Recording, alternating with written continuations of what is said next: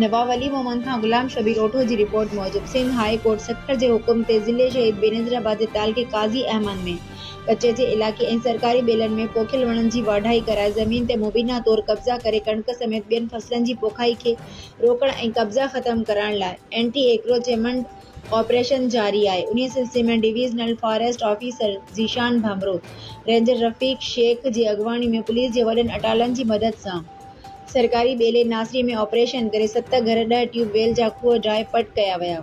अडावतूं ऐं पानी जा खूह ड्राई पट करण लाइ क्रेन मशीन ट्रैक्टर ऐं हैवी मशीनरी जो इस्तेमाल किया वियो।